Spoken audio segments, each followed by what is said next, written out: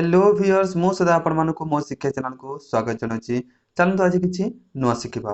तो मो शिक्षा चैनल रे मु नै आछि आज नूतन एक वीडियो। तो एही वीडियो रे मु उल्लेख करी अछि जाके +3 लेवल रो सेमेस्टर 5 रो एक विषय वस्तु आनिछि जाके पाठटी हला कीचकवध। तृतीय एक करे एहा अछि। तो चलନ୍ତୁ आज रो एही वीडियो को आरंभ करिबा। तो बंधु माने एही वीडियो टी रे जाके मु आलोचना करिबा पूर्व आपण मानकु कहूछि जे आपण मानकु जदि एही वीडियो टी भलो लागे ताहाले निश्चित रूप रे कमेंट करंतु, शेयर करंतु एवं सब्सक्राइब करंतु। चलंतु आइर वीडियो टी को आरंभ करबा। तो आइर वीडियो रे कीचकवध जो लेखक अछंती कीचकवध जो कविता लिखिछंती तो लेखक हेउछंती गंगाधर मेहे। तो चलंतु तांको विषय रे किछि जानिबा। प्रथमे कवि गंगाधर मेहेर ओडिया साहित्यर नवजुगर संधिखणी रे जन्म ग्रहण करथिले जाके 1862 मसिया अगस्त 9 तारिख रे सम्बलपुर रो बरपाली ठारे जन्म ग्रहण करथिले। जन्मर दारिद्र्य तांकर उच्च शिक्षा दिगरे प्रतिबंधक साजिथिले हैं दारिद्र्य पंक पूर्ण सरेस रे से हेउछंती सरस सतदल। तो मुख्यतः देखिबाकू गले तांकर एही जोगजन्मा महान कवि जहाँकि व्यक्तित्वर 1924 मसीहा एप्रिल 4 तारिख रे तांकर देहावसान घटिथिला।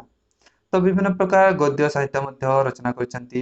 तांको काव्यकृति गुडिक मध्यरु जहाँकि इंदुमती, अहल्यास्तव, उत्कल लक्ष्मी, कीचकवध, प्रणय बल्लरी, तपस्विनी, अघ्यथाली इत्यादि एही गुडिक तांकर जहाँकि विभिन्न प्रकार रचित पाठ गुडिक। तो चलंतु डेरी नकरी आजिर सारांश बा कीचकवधर कथावस्तु को जानिबा। तो यही कथावस्तुटी जहाँकि बंधु माने यही कथावस्तुटी कवि गंगाधर मेहे जहाँकि महाभारतर विराट पर्वरु आनिछंती। यही कथावस्तु को कवि उद्देश्य रे एहार आजिर समाज रो मानव को किछि शिक्षा प्रदान करिया पई निजर सेही अनुभव को कवि कविता माध्यम रे से यही कीचकवध रे उल्लेख करिसंती। प्रथमे यही कथावस्तुटी महाभारतर सेही महानायक मानक द्वारा आरंभ होइतिला। दुर्योधनर सेही सिंहासनर लालसा सारा गुरुकुल को ध्वंस मुख को टाणी नहीं भविष्यतर हेबाकू थिबा भयावहकारी युद्ध रो अयमारंभ होइतिला सेही पोसा खेलरू।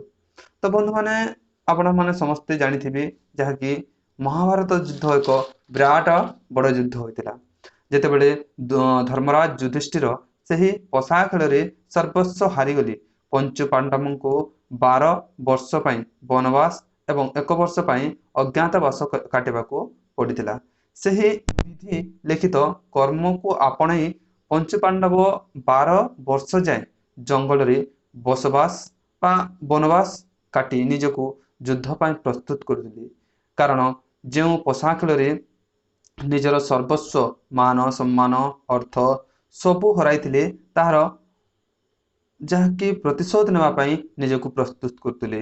कहा जहाँकि दुर्योधन ठारू जहाँ पोसा खेल रे दुर्योधनर कपटतारे द्रौपदीर अपमान मध्य होइतिला तार प्रतिशोध नेवा पई पंच पांडव निजको प्रस्तुत मध्य करथिले। 12 वर्ष परे सेमाने 1 वर्ष अज्ञातवास काटिया पई भव्य विराट नगरी रे छद्मवेश होई बा छद्मवेश नहीं बसवास करुतिले।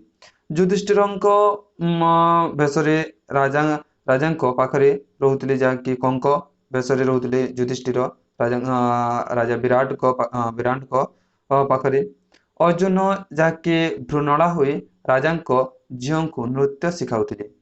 द्रौपदी स्वरेंद्री नाम रे रानी को केश सजाड़िबा काम करुतिले।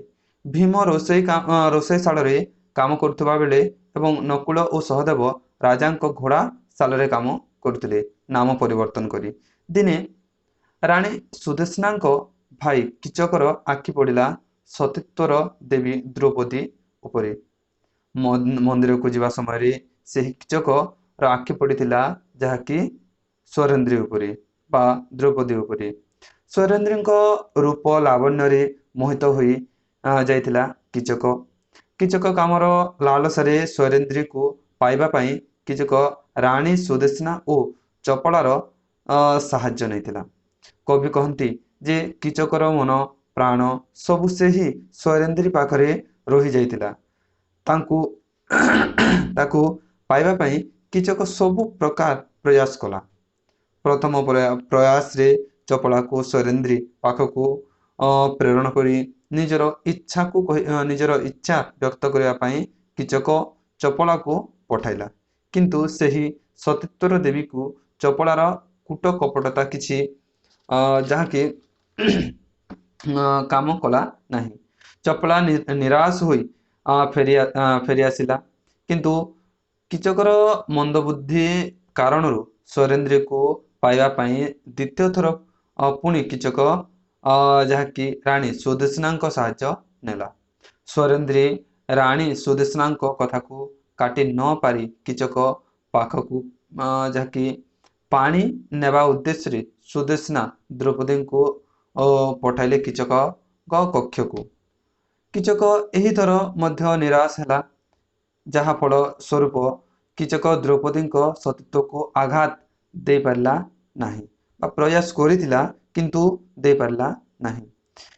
ଏହା ଦ୍ରୌପଦୀଙ୍କ ମନକୁ ବହୁ ଆଘାତ ଲାଗିଥିଲା, କାରଣ ଦ୍ରୌପଦୀଙ୍କ ସହିତ କୀଚକ ବହୁତ ମିସବିହେଭ୍ କରିଥିଲା।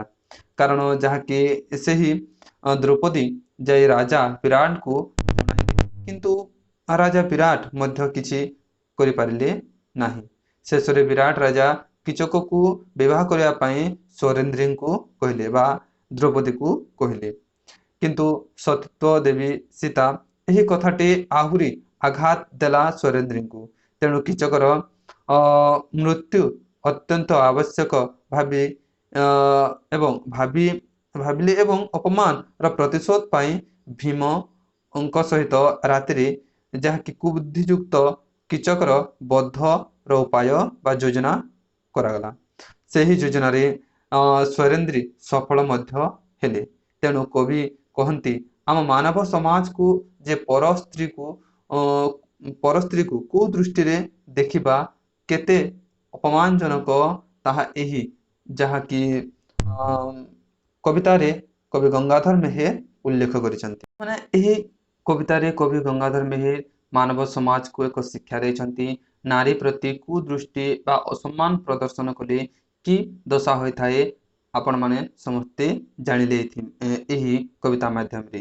ତ ଭିଡ଼ିଓର ଉଦ୍ଦେଶ୍ୟ ଏହା ଅଟେ ଏବଂ କବିଙ୍କ ଉଦ୍ଦେଶ୍ୟ ଏହା ଅଟେ ଯେ ନାରୀ ପ୍ରତି ଆମେ ସମସ୍ତେ ସମ୍ମାନ ପ୍ରଦର୍ଶନ କରିବା କଥା, ଯାହାଫଳ ସ୍ୱରୂପ ନାରୀମାନଙ୍କୁ ଉଚିତ ମର୍ଯ୍ୟାଦା ମିଳିପାରିବ ପୁରୁଷ ସମାଜରେ।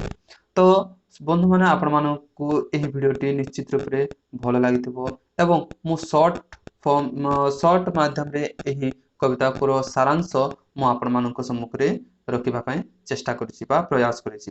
ଯଦି ଆପଣମାନଙ୍କୁ ଏହି ଭିଡ଼ିଓଟି ଭଲ ଲାଗିଥାଏ ନିଶ୍ଚିତ ରୂପରେ କମେଣ୍ଟ କରନ୍ତୁ, ସେୟାର କରନ୍ତୁ ଏବଂ ସବସ୍କ୍ରାଇବ କରନ୍ତୁ। ଜୟ ହିନ୍ଦ।